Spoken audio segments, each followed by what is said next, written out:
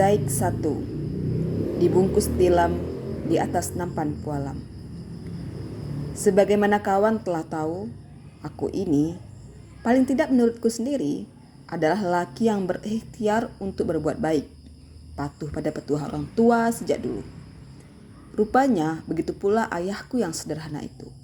Katanya ia selalu menempatkan setiap kata ayah bundanya di atas nampan pualam, membungkusnya dengan tilam.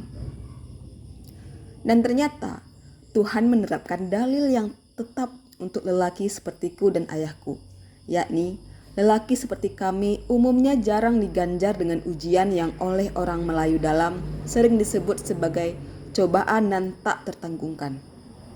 Oleh karena itu, seumpama di koran-koran tersiar berita tentang seorang pria yang sedang bersepeda santai pada minggu pagi yang cerah ceria, tralala trilili, sekonyong-konyong, tak tahu kenapa, sepedanya oleng. Dan ia tertungging ke dalam sumur angker gelap gulita, tak dipakai lagi, dalamnya 12 meter, perigi sarang jin, bekas tentara Jepang mencemplungkan pribumi. Lelaki periang itu pun berteriak-teriak panik minta tolong. Tak ada yang mendengar jeritnya selama 4 hari 4 malam. Habis suaranya. Akhirnya ia minta tolong lewat keliningan sepedanya. Kring-kring, lemah menyedihkan. Na'udzubillah.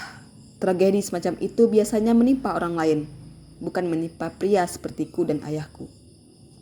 Atau seandainya hujan lebat, petir menyambar tiang listrik.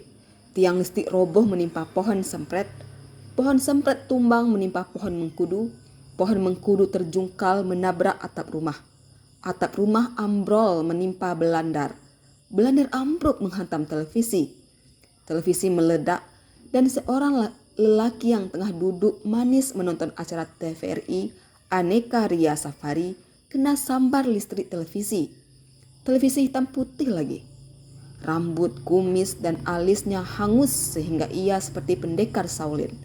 Dapat dipastikan, lelaki sial itu bukanlah aku, bukan pula ayahku. Atau lagi, misalnya merebak berita soal seorang pria keriting yang dilarikan ke rumah sakit, ambulans meraung-raung, tergopoh-gopoh menuju ruang tanggap darurat. Sebab pria itu ketika makan buah duku, tak tahu kenapa, biji duku melenceng masuk ke lubang hidungnya, hingga ia tersengal-sengal sampai nyaris lunas nyawanya. Pria itu bisa saja absurd dan keriting, tapi ia bukan aku. Satu-satunya berita yang pernah melanda ayahku hanyalah soal naik pangkat. Aku kelas 3 SD waktu itu.